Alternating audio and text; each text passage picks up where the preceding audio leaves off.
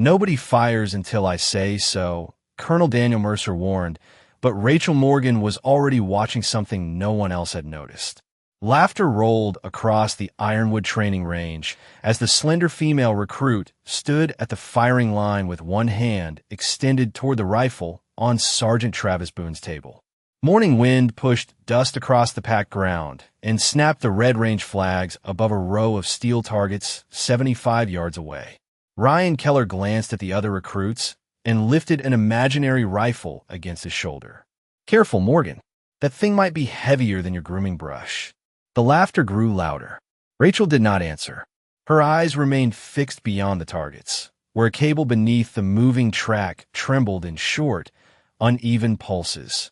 Beside the fence, Scout, the base's untamed Mustang, stamped one hoof and pulled against his lead. The horse had ignored the shouting all morning, but now his ears flattened toward the metallic clicking beneath the target rail. Rachel heard it too. Click. Pause. Click, click. A wrong rhythm. Boone placed his palm over the rifle before she could reach it. "You haven't qualified for live fire. Return to the observation line." Rachel's breathing stayed measured. "Give me the rifle." Someone whistled. Ryan grinned. "She asked nicely, Sarge. Maybe let her hit the ground first."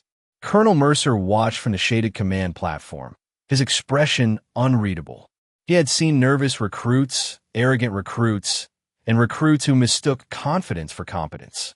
Rachel looked like none of them. She was not staring at the weapon. She was measuring angles. The target system activated with a mechanical hum. Steel silhouettes began sliding across the far end of the range.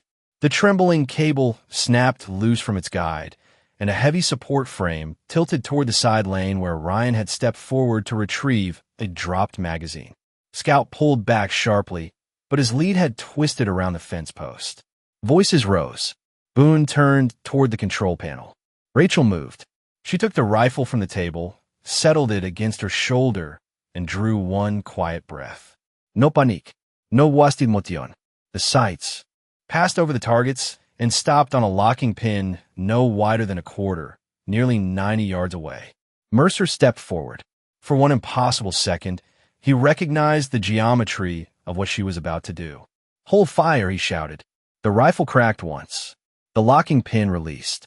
A safety arm swung downward, catching the falling frame and guiding it into an empty strip of sand several feet from Ryan's Scout. Dust lifted, then drifted away. Nobody laughed. Rachel lowered the rifle and checked the horse before looking at the stunned recruit.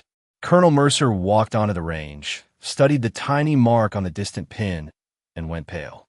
He had seen that shot only once before, in a place erased from every official map. His voice cut through the silence. "In the drill. Lock down the range. Now." 48 hours earlier, Rachel Morgan arrived at Ironwood Training Center in the passenger seat of a weather transport truck, carrying one canvas bag and leading a Mustang that no one at the base had been able to handle for more than a few minutes. The horse was tall, lean, and the color of dry prairie grass, with a dark mane that lifted in the morning wind. His name was Scout, though most of the staff called him Trouble. He had been brought in from a county rescue program after months of living wild near the Western training grounds, and he had already broken 2 lead ropes, kicked apart a stall gate, and sent 3 experienced handlers backing away. Rachel stepped down from the truck without hurry. She wore standard-issue training clothes, clean boots, and no visible decorations. Her brown hair was tied low at the back of her neck. Nothing about her suggested authority. Nothing about her asked for attention. The driver handed her the canvas bag and nodded toward Scout. "You sure you want to walk him through the main yard?" Rachel looked at the horse, then at the wide space between the barracks and the equipment sheds.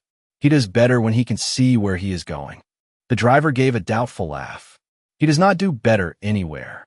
Scout lifted his head as a formation of recruits crossed the yard. Boots struck pavement in perfect rhythm. A forklift beeped. Near the supply building, somewhere beyond the hangars, a rifle range sent a string of sharp reports into the cool air. The Mustang tensed, but Rachel did not tighten the rope. She stood beside him, not in front of him, and waited. Her fingers rested lightly against the lead. After a moment, she gave 3 soft whistles, each one separated by the same measured pause. Scout exhaled and lowered his head. Colonel Daniel Mercer, watching from an office window above the operations building, paused with a coffee cup halfway to his mouth. The sound had reached him faintly through the glass. 3 notes, a pause, then silence. It stirred a memory he could not place. Down in the yard, a group of recruits slowed to watch. Ryan Keller, broad-shouldered and eager to be noticed, nudged the man beside him. That must be the new stable assistant.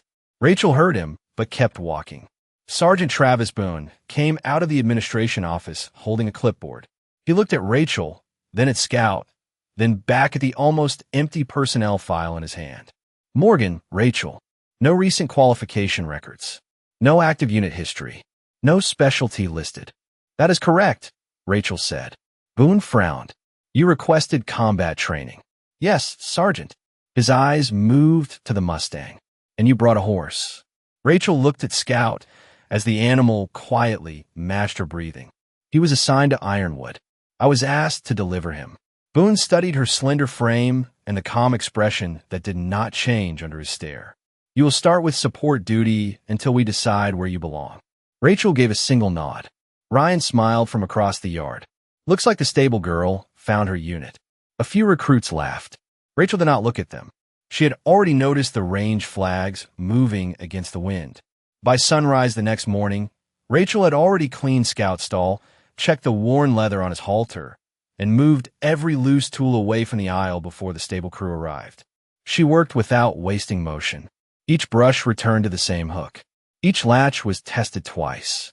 Each bucket was filled to the same line. Ryan Keller passed the open stall with 2 other recruits and slowed when he saw her kneeling beside Scout's front leg. Careful, stable girl. He might outtrank you. The others laughed. Rachel ran her hand gently along the Mustang's tendon, feeling for heat beneath the coat. He has better instincts than most people, she said. Ryan grinned. Is that your way of saying he is smarter than me? Rachel looked up. I did not say most. The 2 recruits behind him tried not to laugh, and Ryan's smile tightened. Sergeant Boone entered before he could answer. He carried a schedule board under one arm and pointed toward a line of storage crates near the range fence. Morgan, inventory the maintenance equipment. Keller, take your group to rifle inspection. Rachel rose and nodded. Boone expected disappointment, but her expression did not change. She moved to the crates and began checking cables, target hinges, spare bolts, and control switches. She read the stamp numbers, then compared them with the handwritten log taped inside the lid. After several minutes, she stopped at a coil of steel line. One section had been polished smooth by repeated friction. She held it between 2 fingers and listened as the wind pulled lightly against it. A faint metallic vibration traveled through the wire. Boone noticed her standing still. Problem: this cable belongs to the moving target track, Rachel said. It has been rubbing against the lower guide. Boone glanced at the wire. Maintenance inspected that system yesterday. Then they missed it. His jaw set. You have been here less than 24 hours. Rachel placed the cable back in the crate. Metal does not care how long I have been here. Boone stared at her, caught between irritation and curiosity. From the inspection table, Ryan called out, maybe let her fix the whole base while we are at it. Rachel ignored him and looked toward the range. The red flags near the targets leaned east. Dust moved east with them, yet the thin grass at the base of the far berm bent west in short bursts. She watched the pattern repeat. East above, west below, a cross-current slipping through the drainage cut. On the rifle table, one of the recruits struggled with a bolt that would not close smoothly. Boone took the weapon, forced the action halfway, and frowned. Rachel spoke without raising her voice. The locking lug is catching. Ryan turned. She can diagnose rifles from 50 feet away now. Rachel walked closer, but did not touch the weapon. There is grit behind the right lug. Forcing, it will score the chamber. Boone opened the action, checked the recess, and found a thin line of sand exactly where she had said. The laughter faded. How did you see that? He asked. Rachel's eyes rested on the rifle for one moment longer than necessary. I heard it. A sharp report echoed from the distant practice lane. Scout lifted his head, but remained still. Rachel did not flinch. Her hand, however, closed once around the edge of the inventory sheet before relaxing again. Colonel Mercer observed from the far side of the yard. He had seen recruits pretend to be calm. Rachel was not pretending. She was remembering. The afternoon heat settled over Ironwood in a dry shimmer, and the training yard emptied toward the mess hall, but Rachel stayed beside Scout near the outer fence. The Mustang had been restless since noon. He ignored his feed, turned one ear toward the distant range, and shifted his weight each time the target machinery cycled. Rachel stood at his shoulder with one hand resting against his neck. She did not pull the lead. She did not speak at first. She listened. Beneath the ordinary sounds of the base, boots on gravel, engines near the motor pool, metal doors closing in the supply building, there was a faint vibration traveling through the fence posts. Scout felt it before anyone else. Rachel felt it through him. She gave 3 low whistles, each separated by the same measured pause. The horse stopped moving. His breathing slowed. Colonel Daniel Mercer, crossing the yard with a folder beneath his arm, heard the pattern clearly this time. He stopped. For a moment, the bright training center disappeared from his mind, replaced by red earth, cold radio static, and a night when 3 notes had come through darkness just before a path opened where no path should have been. He looked toward Rachel. She was not watching him. Her attention remained on Scout and the subtle tremor running through the fence. Sergeant Boone approached from the equipment shed. Morgan, the animal needs to be secured before evening formation. Rachel nodded toward the far range. The vibration is coming from a moving target system. Boone folded his arms. Maintenance ran it all morning. That is why he is reacting now. Ryan Keller and 2 other recruits walked past carrying empty ammunition cases. Ryan noticed Mercer standing nearby and raised his voice. Maybe the horse is applying for combat training too. Scout flicked one ear, but stayed still beneath Rachel's hand. Rachel looked at Ryan only briefly. He already knows when something is wrong. Ryan smiled. Then perhaps he can explain it to us. Rachel crouched near the fence line and pressed 2 fingers against the lower post. A weak, uneven pulse traveled through the steel. She counted silently, then stood. The drive motor is pulling against resistance. The cable is not tracking cleanly. Boone shook his head. You inspected 1 spare cable. That does not make you a systems engineer. No, Rachel said. It makes me careful. Mercer watched Boone prepare another answer, then stepped closer. What happens if she is right? Rachel turned toward him. Her expression changed only slightly, but her posture became more formal. The cable may jump the guide. If it does, the support frame will not fall where the safety diagram says it will. Boone glanced toward the range. That system has 2 backup locks. One is delayed by half a second, Rachel said. The other catches only if the frame drops straight. Mercer studied her face. How do you know the delay? Rachel looked past him toward the target lane. Because I can hear the second lock engage after the motor changes pitch. The yard fell quiet enough for the faint mechanical cycle to carry across the distance. Hum, click, pause, click. Mercer heard it. So did Boone. Ryan stopped smiling. Scout lowered his head against Rachel's shoulder as she gave the 3 soft whistles again. Mercer's eyes narrowed. Where did you learn that signal? Rachel's hand became still against the Mustang's neck. A long time ago. From whom? She met his gaze calm but guarded. From people who needed to move without being heard. The answer left a weight in the air. Mercer looked at the inside of her wrist as her sleeve shifted against Scout's mane. For less than a second, 6 small black marks appeared beside a pale curved scar. He felt the old memory move closer, but before he could name it, Rachel pulled her sleeve down and turned toward the range. You should shut the system off, she said. Mercer watched the distant flags bend in opposite directions and realized she had been noticing more than any of them since the moment she arrived. Mercer ordered the target system shut down before evening formation, but the maintenance crew returned less than an hour later with a clean inspection sheet and an explanation that satisfied everyone except Rachel. The drive motor was within tolerance. The primary cable showed no visible fracture. Both backup locks responded during a stationary test. Sergeant Boone held the report in one hand and looked toward Rachel as if the paper had settled the matter. There, the system is safe. Rachel stood beside Scout's stall, tightening a loose buckle on the Mustang's halter. They tested it without load. Boone's patience thinned. They tested it according to procedure. Procedure does not change what the cable does when the frame is moving. Ryan Keller leaned against the stable doorway with 2 other recruits. Maybe tomorrow she can inspect the weather too. Rachel ignored him. She finished with the buckle, then walked to the fence line and looked toward the range. The machinery was quiet now, but the warning signs remained. A faint line of fresh metal dust marked the base of one guide wheel.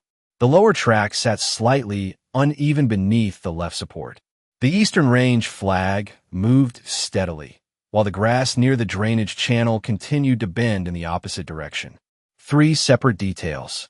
Friction, misalignment, crosswind. Alone, each one looked harmless. Together, they changed where a falling frame would travel. Colonel Mercer crossed the yard as Boone folded the maintenance report. The qualification drill remained scheduled for 0800, Boone said. Mercer kept his eyes on Rachel. What would you do? Boone looked surprised that the question had not been directed to him. Rachel answered without hesitation. Run the frame at full speed with the lane empty. Watch the lower guide. Measure the delay between the first and second locks. And if the test passes. Mercer asked. Then I was wrong. You say that easily. Rachel rested one hand on Scout's neck. Being wrong is not dangerous if you admit it before someone depends on you. Ryan's expression shifted, but he covered it with a smile. That sounds dramatic for a target cable. Rachel looked at him. Small failures become large ones when people laugh at the warning. The words were quiet, but they ended the conversation. Mercer turned to Boone. Run the full speed test at first light. Boone nodded, though reluctantly. Morgan will remain on support duty. Mercer glanced at the nearly empty file, still clipped beneath Boone's arm. For now, before dawn the next morning, Rachel was already at the range. No one had assigned her there. She stood outside the safety line with Scout beside her, listening as the maintenance crew powered the system. The first pass sounded normal. The second carried a faint scrape beneath the motor hum. On the third, Scout raised his head sharply and stepped backward. Rachel placed her palm against his shoulder. 3 soft whistles. His breathing settled, but his ears remained fixed on the track. Boone arrived with the recruits as the crew completed the test. Everything held, the lead technician announced. No failure. Rachel looked at the guide wheel. A thin curl of steel shaving rested below it. It is getting worse. The technician frowned. The system passed. Boone pointed toward the observation line. Morgan, enough. Take the horse back. Rachel did not move. The left guide shifted another 1/4 inch. Ryan laughed. You measure that from here? No, Rachel said. I marked it yesterday. She pointed to a small chalk line on the support base. The guide now sat visibly beyond it. Mercer arrived just as the laughter faded. He studied the mark, then the wheel, then Rachel. Why did you mark it? Because metal remembers pressure, she said. Mercer looked toward the rifles being arranged for the morning drill. Somewhere beneath the track, the motor started again, and this time the second lock answered half a beat too late. At 8 o'clock, the qualification group assembled under a pale sky, while the target system waited at the far end of the range. Sergeant Boone reviewed the safety rules in a clipped voice, but Rachel noticed he kept looking toward the chalk mark near the guide wheel. The maintenance technician had tightened the lower bracket and signed a second report. Colonel Mercer had allowed the drill to continue, though he remained near the command platform instead of returning to his office. Scout stood outside the fence under the care of a stable assistant, but the Mustang's ears stayed fixed on the moving track. Ryan Keller stepped into the first firing lane and adjusted his vest with the confidence of someone who expected an audience. Try not to blink, Morgan, he called. You might learn something. Rachel stood with the observation group and watched the flags. The upper wind remained steady from the west. Near the drainage cut, however, the grass still moved east. She listened as the motor engaged. The first target crossed the lane with a low mechanical hum. The second followed. Beneath both passes, the cable produced the same uneven scrape she had heard before. Boone called the scores while recruits rotated through the stations. Rachel did not watch the paper targets. She watched the support frame, the guide wheel, and the safety arm resting above the left track. Each cycle pulled the lower bracket a fraction farther from the chalk line. Scout shifted behind the fence. Rachel heard the lead rope tighten. She looked at Mercer. He was watching her now, not the shooters. When Ryan returned to the line for the moving target test, Boone ordered the system to full speed. The motor pitch rose. The steel silhouettes accelerated. Rachel saw a small shower of bright filings fall beneath the guide wheel. "Stop the track," she said. Boone turned. Morgan remained silent during an active drill. The lower guide is moving. The technician checked the control screen. All readings are normal. Rachel stepped closer to the equipment table. The readings measure the motor. They do not measure the frame. Ryan rested his rifle against the support and smiled at the others. "Maybe we should give her a clipboard. She could write the cable a warning." Several recruits laughed. Boone pointed back toward the observation line. "Return to your position." Rachel did not move. The motor cycled again. Click.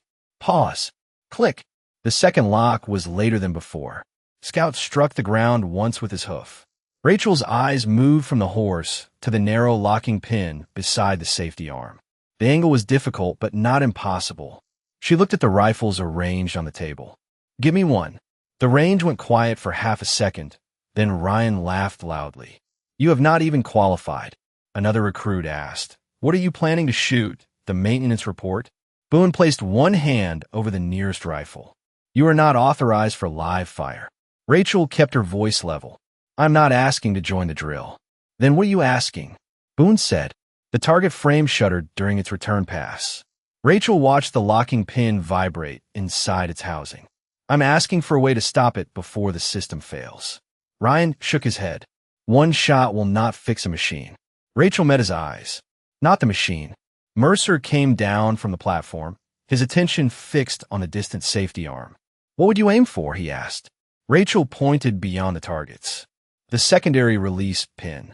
If the frame shifts, the arm can redirect the fall." The technician stared at her. "That pin is less than 1 inch wide." Snapped free of its channel and struck the support housing with a sound like a heavy chain dropped onto concrete. Every warning light on the control panel flashed at once. The moving silhouettes stopped halfway across the range, but the larger support frame behind them continued to lean. "Shut it down," Mercer ordered. The technician pressed the emergency control. Nothing happened. "The motor is off," he said. "The frame is moving under its own weight." Ryan Keller stepped away from the firing line, but instead of retreating toward the observation area, he turned to recover the rifle case he had left beside the side lane. "Leave it," Boone shouted. Ryan looked back, confused by the urgency in his voice. Above him, the support frame shifted another few inches. A loose section of cable dragged across the track and pulled the upper brace toward the fence. Scout reared away from the noise. The stable assistant lost his grip, and the Mustang's lead wrapped tightly around the nearest post. The horse could not move forward or back. Rachel saw the entire problem at once. Ryan stood inside the projected path of the frame. Scout was trapped near the point where the brace would swing if the primary lock released. The emergency crew was more than 200 yards away. There was no time to clear both of them by hand. "Everybody behind the line," Boone called. The recruits rushed backward, but Ryan froze, uncertain which direction was safe. "Do not run toward the fence," Rachel told him. Her voice was not loud, yet it reached him through the grinding metal. "Take 3 steps toward me and kneel." Ryan obeyed the first step, then stopped when the frame lurched again. Dust fell from the support base. Scout pulled against the rope, his eyes wide, his breathing sharp. Rachel gave 3 whistles. The first barely carried. The second steadied him. By the third, the Mustang stopped fighting the rope, though every muscle along his neck remained tense. Mercer looked from the horse to Rachel. The signal struck the locked door of his memory again. Red ground. Radio silence. 3 notes before an impossible escape. The secondary safety arm began to shake above the track. Its release. Pin was still intact, but the angle was narrowing as the frame leaned. Rachel reached for the rifle. Boone did not stop her this time. She lifted it from the table, checked the chamber, and settled the stock against her shoulder in one smooth motion. The recruits who had mocked her fell silent. Her stance was neither hurried nor hesitant. It was practiced beyond thought. "The wind changes below the berm," she said. Mercer understood that she was not speaking to anyone in particular. She was measuring aloud. 5 miles per hour from the west above. 3 from the east at ground level. The technician stared at the distant pin. "You cannot see that clearly without magnification." Rachel adjusted the sight by a fraction. "I do not need to see the whole pin." The frame groaned again. Ryan dropped to one knee. Scout lowered his head at the sound of Rachel's breathing. Mercer stepped forward as recognition moved through him with sudden force. He had watched this exact stillness once before, years earlier, through dust and failing light. "Hold fire," he called, but Rachel was no longer listening to the range. She was listening to the metal. Click. Pause. Click. The primary lock released. The frame began to fall. Rachel exhaled, moved the sight less than an inch, and pressed the trigger. The rifle report rolled across the range and vanished into the open sky. For a fraction of a second, nothing seemed to change. Then the round struck the secondary release pin with a clean metallic snap. The safety arm dropped into place just as the support frame gave way.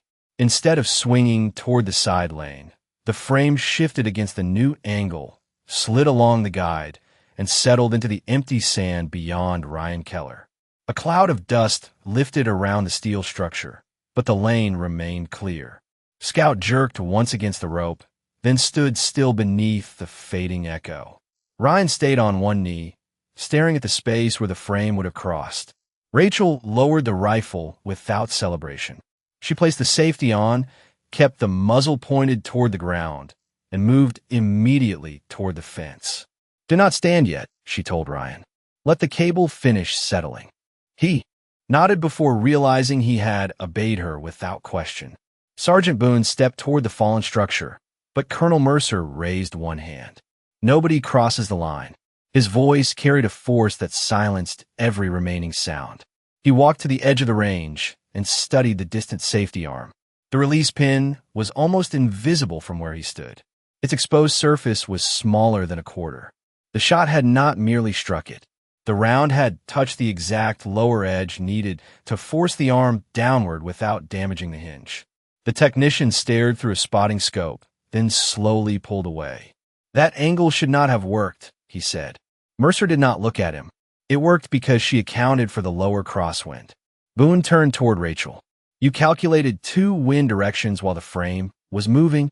Rachel reached Scout and loosened a rope around the post. Her hands remained steady. The upper wind did not matter after the round crossed the berm. Ryan finally rose. Dust covered one side of his uniform, but he appeared unharmed. He looked at Rachel as if searching for the person he had mocked and finding someone entirely different. "You saved me," he said. Rachel checked Scout's legs and ran one hand along the Mustang's shoulder. "The safety arm saved you." Ryan swallowed. "You made it move." Rachel did not answer. Mercer walked toward the rifle table, his face pale beneath the morning sun. He had seen the same shot years earlier at Red Mesa, when a communications mast had been redirected by a single round and fallen across a canyon road, blocking pursuit long enough for his unit to escape. The official report had called it an equipment failure. The soldiers who survived had called it hollow wind. Only one team had used that technique. Only one operator had created it. Mercer looked at Rachel's stance, the 3-whistle signal, and the 6 marks he had glimpsed beneath her sleeve. The memory no longer felt distant. It stood 10 yards away with one hand resting against a frightened Mustang.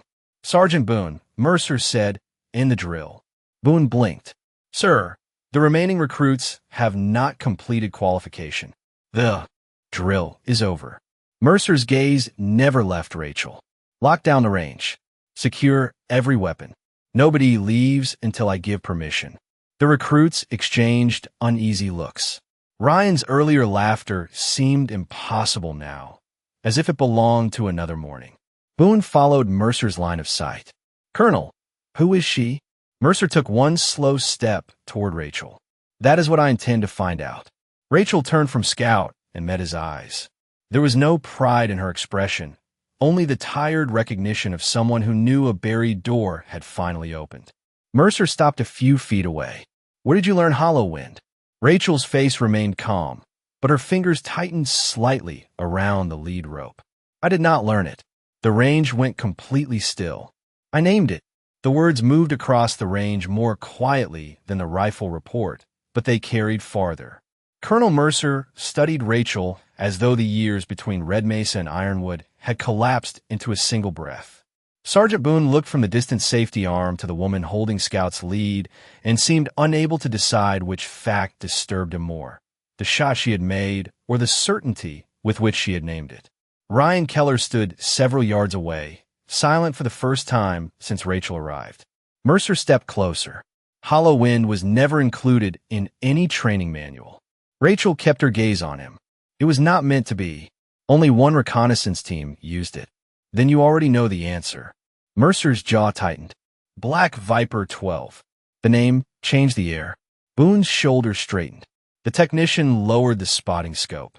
Two older range officers exchanged a look that the younger recruits did not understand.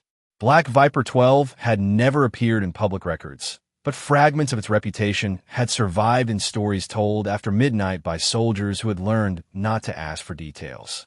A unit sent where maps failed. A team that left no visible trail. An operation erased so completely that even its survivors were uncertain what could be spoken aloud. Mercer looked at Rachel's wrist. "Show me the marks." For several seconds, she did not move. Scout shifted beside her, and she rested one hand against his neck until he settled. Then she pulled back her sleeve. 6 small black marks followed the edge of a pale curved scar. Boone leaned forward slightly. "Unit designation?" he asked. Rachel shook her head. "Names." The answer struck harder than any display of rank could have. Mercer recognized the pattern now. Black Viper operators carried no permanent insignia during active missions, but after Red Mesa, one recovered report mentioned 6 marks placed by the team's final field leader. Not for victories, not for targets, for people who had not returned. "Your personnel file is empty," Boone said. "It lists no active history, no weapons qualifications, no deployments." Rachel lowered her sleeve. "That is what was designed to show." Mercer turned toward the command building. "Bring her file to secure operations." Boone hesitated. "Sir, that is the only file we have." "Then open the archive." The colonel's voice left no room for debate. 20 minutes later, Rachel stood inside a windowless operations room while Scout waited in the stable yard below. Mercer entered an authorization code that had not been used in more than a decade. The first search returned nothing. The second produced a warning. The third caused the screen to darken before a red access banner appeared. Boone stood behind Mercer, reading silently as a faded photograph loaded line by line. The woman in the image was younger, her hair shorter, her expression unchanged. Beneath the photograph appeared a designation that made Boone step back. Viper 6. Status presumed deceased. Remains not recovered. Mercer read the final line twice. Operational architect of Hollow Wind Protocol. He turned slowly. The report said, "No one survived Red Mesa."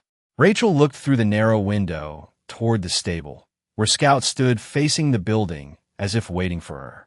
The report said what it needed to say. Ryan, allowed into the room as a witness to the range incident, stared at the screen and then at Rachel. "Why come back as a recruit?" She answered without looking at him. "Because dead people do not have records, and quiet work still needs to be done." Mercer's eyes moved to another sealed entry blinking beneath her name. Final Command Authority, Black Viper 12. His voice dropped. "You are not trained by them." Rachel met his gaze. "I led them." No one in the secure operations room spoke for several seconds. The archive screen cast a pale red light across Colonel Mercer's face as more sealed entries began to appear beneath Rachel Morgan's photograph. Most were incomplete. Dates without locations. Mission numbers without names. Clearance codes that Boone had never seen. Several lines had been removed so thoroughly that even the spaces where they once existed were gone. Sergeant Boone leaned closer to the terminal. This record says you were declared deceased 12 years ago. Rachel looked at the screen without expression. That made certain things easier. For whom? Ryan Keller asked quietly. Mercer answered before she could. For everyone who wanted Black Viper 12 to disappear. He opened another file. A field summary appeared, marked with restrictions higher than Ironwood's normal command authority. The language was cold and careful. 7 operators assigned. Strategic withdrawal completed. Protected personnel recouvré. Unit status closed. The final sentence read that Viper 6 had failed to return and was presumed lost. Mercer scrolled farther. A second document contradicted the first. It mentioned an unidentified woman reaching a medical station 72 hours after the operation, carrying 6 identification tags, and refusing to provide a name. Boone read the line twice. They knew you came back. Rachel's gaze settled on the 6 marks beneath her sleeve. A few people knew. Then why leave you listed as dead? Because a living witness creates questions. A dead operator closes a file. Mercer's hand stopped above the keyboard. He had spent years believing that the woman who saved his team at Red Mesa had vanished in the mountains. Now she stood in front of him wearing the uniform of a recruit and carrying no visible proof of anything she had done. You could have returned under your old authority, he said. You could have contacted command. Rachel gave a small shake of her head. The authority belonged to a unit that no longer existed. Your experience did not disappear with the unit. No, she said, but experience and permission are not the same thing. Boone looked down at the clipboard he had carried since her arrival. Support duty. Stable assignment. No combat qualification. The words now seemed careless. He remembered ordering her to inventory cables while she had been the only person who understood the danger. He remembered dismissing her warnings because a maintenance sheet had said the system was safe. I assigned you to clean stalls, he said. Rachel turned toward him. Scout needed someone patient. Boone's face tightened. That is not the point. It was Tim. Her answer carried no bitterness, which made his discomfort worse. Mercer opened the final sealed entry. This one contained no operational details, only a recommendation written by an unnamed commanding officer. If Viper 6 is ever located, do not mistake silence for weakness. She speaks only when action is necessary. Below was a handwritten note scanned into the archive. She does not protect her reputation. She protects people. Ryan lowered his eyes.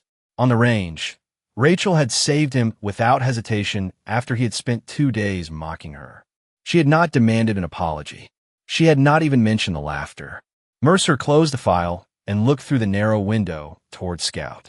The Mustang stood beneath the shade beside the stable fence, calm now, facing the building. Why Ironwood? Mercer asked. Rachel followed his gaze. The county rescue program requested help placing him. Ironwood had the space. Boone stared at her. You entered military training again because of a horse. Rachel's expression softened slightly. I came because he would not trust anyone here, and because your application system accepted a name belonging to a dead woman. Mercer understood the rest without hearing it. She had not returned to reclaim a legend. She had followed a frightened Mustang to a place where no one knew her and quietly started over. The colonel looked back at the red archive screen. This record says Rachel Morgan died at Red Mesa. Rachel rested her hand on the door. Handle. Then perhaps it is time the record learned the difference between disappearing and being gone. Mercer did not let Rachel leave the secure room. He closed the door gently, then turned away from the archive screen. Red Mesa was not an equipment failure, he said. Rachel stood with one hand on the handle, her face still, but something in her eyes had withdrawn far beyond Ironwood. No, she answered. It was a decision. Boone and Ryan remained silent. Mercer remembered only fragments from that night. A broken radio signal, a canyon road blocked at the exact moment his team needed cover, and 3 faint whistles carried through the darkness. He had never known who stood on the ridge above them. Tell me what happened, he said. Rachel looked through the narrow window toward Scout. The Mustang had moved closer to the fence, watching the building with his ears forward. Black Viper 12 was sent to guide a recovery team through Red Mesa. She began. The route was supposed to be clear. The maps said the northern pass was open. The maps were wrong. Her voice remained level, but each word seemed measured against something heavy. The unit had 7 operators, each trained to move quietly, observe carefully, and bring others home without being seen. Rachel had led them through difficult terrain for 2 days before the route closed behind them. Communication faded. Navigation signals failed. The people they had been sent to recover were exhausted and frightened. One of Rachel's operators suggested waiting for daylight. Another reminded her that daylight would expose the entire group. Rachel chose the canyon road. "That was where you were," she said to Mercer. He nodded slowly. His team had been separated from its support vehicles and ordered to reach an extraction point nearly 12 miles away. "We heard the 3-note signal," he said. Then the communications mast came down across the road. Rachel's eyes lowered. That was hollow wind. She explained that the shot had not been designed to strike a person. It had been designed to redirect a structure, create time, and open a path. That was why she had named it after something no one could hold and no one could see. The technique worked. Mercer's team escaped the canyon. The recovery group reached the extraction zone. Black Viper stayed behind to keep the route open. "You had a chance to leave," Mercer said. Rachel nodded once. "We all did." "Why did you stay?" Ryan asked. She turned toward him. "Because the last vehicle still had people inside." No one spoke after that. Rachel described the final hours without details of destruction, only choices. One operator remained at the radio. Another guided the vehicle through the dark. 2 carried equipment after the engine failed. Another returned for a teammate who could no longer walk quickly. Rachel kept moving between them, counting voices, checking directions, listening for the 3-note reply that meant the path was still open. By dawn, the protected group had reached safety. Black Viper 12 had not. Mercer looked at the 6 marks beneath her sleeve. "How many came back?" Rachel pulled the fabric away and touched each mark in order. "1 person reached the medical station," she said. 6 people remained part of Red Mesa. Boone lowered his head. Ryan's face lost the last trace of confidence he had worn on the range. Rachel continued before either man could speak. "That is why I do not call a difficult shot a victory. A perfect shot does not matter if people are still missing when the silence returns." Mercer finally understood the sadness behind her precision. She had not stopped carrying a rifle because she feared failure. She had stopped because every successful shot reminded her of the 6 voices that never answered again. Outside, Scout gave one low call. Rachel looked toward him, and the distance in her eyes softened. "The best shot is not the one people remember," she said. "It is the one that gives someone else enough time to go home." The secure operations room remained quiet after Rachel's final words. Colonel Mercer looked at the archive screen, then at the woman standing beneath the record that had declared her gone. For years, he had imagined the unknown operator at Red Mesa as a shadow on a ridge, a distant figure without a face. Now he saw the same calm in Rachel's posture, the same patience in the way she had listened to failing metal before anyone else recognized danger. He stepped away from the terminal and straightened his uniform. Sergeant Boone seemed to understand what was coming. So did Ryan Keller. Mercer raised his right hand in a precise salute. "Viper 6, he said, his voice steady. "I never had the chance to thank the person who brought my team home." Rachel did not immediately return the salute. Her eyes rested on him with neither pride nor anger. "My team brought you home, Colonel." Mercer held his position. "Then I salute all 7 of you." Rachel's expression shifted almost too slightly to notice. She lifted her hand and returned the salute, not for herself, but for the 6 names marked beneath her sleeve. Boone stood at attention beside the table.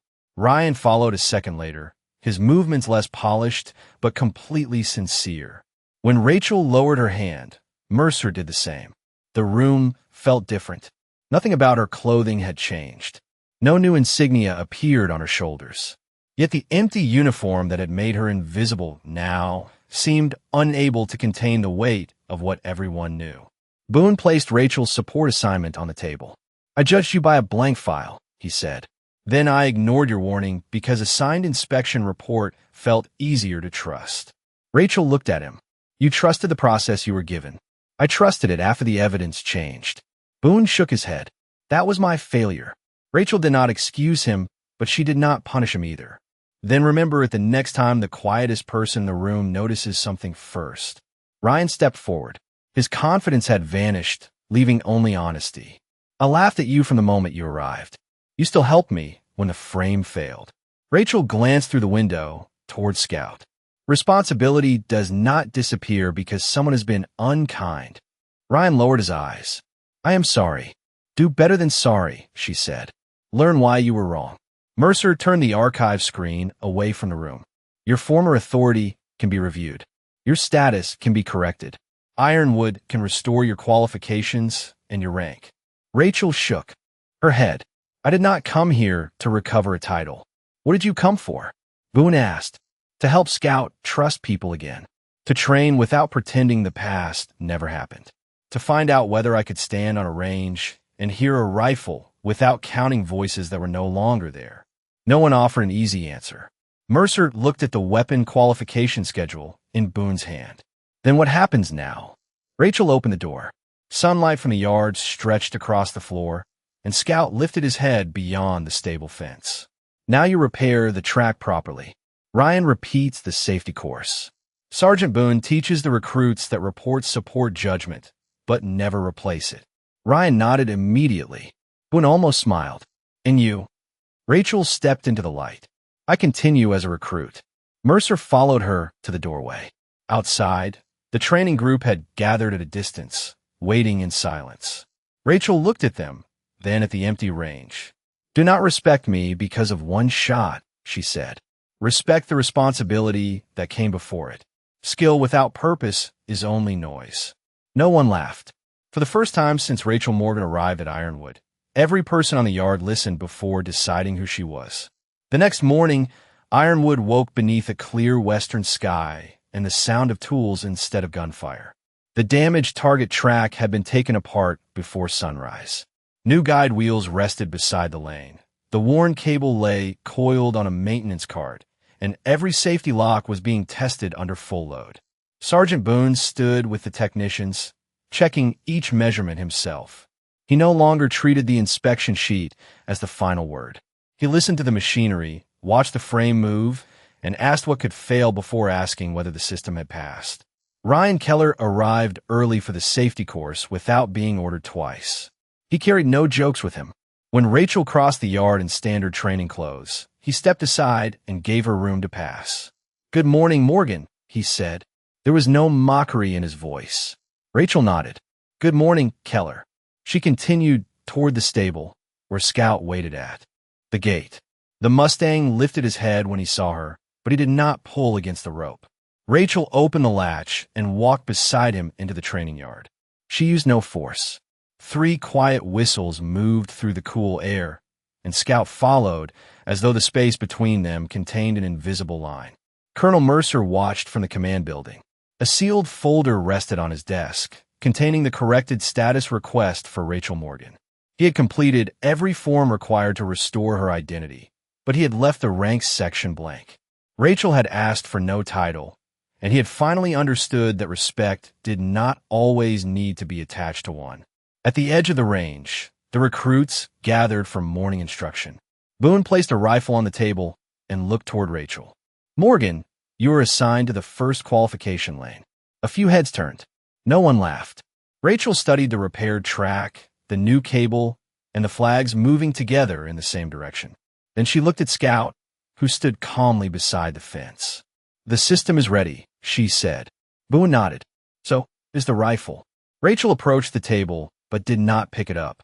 Instead, she placed one hand beside it and faced the recruits. Before anyone fires, tell me what is beyond the target. Ryan answered first. The support frame, the safety barrier, and the eastern service road. And beyond the road? She asked. He looked farther. The stable field. Rachel nodded. A shooter is responsible for everything the round can reach, not only the mark in the sight. Boone allowed the silence to hold. The lesson was no longer about accuracy. It was about awareness. One by one, The recruits began checking the space beyond their targets before touching their weapons. Mercer stepped onto the range and stopped near Rachel. "The archive accepted the correction," he said quietly. "Rachel Morgan is officially alive." She looked across the field where sunlight caught the Mustang's dark mane. "I was alive before the archive noticed." Mercer gave a small nod. Yes, it was the record that needed correcting. When training ended, Rachel returned the untouched rifle to its rack end. Open Scout's gate. Together they walked past the repaired range toward the wide grass beyond the outer fence. No one called her stable girl. No one asked her to prove what they now understood. Behind her, Boone added a sentence to the safety board in plain black letters. "Listen before you judge." Rachel did not turn around to read it. She led Scout into the open field, loosened the rope, and let the Mustang choose his own pace. She had not raised her voice. She had not demanded recognition. She had simply raised the standard, and Ironwood would never lower it again.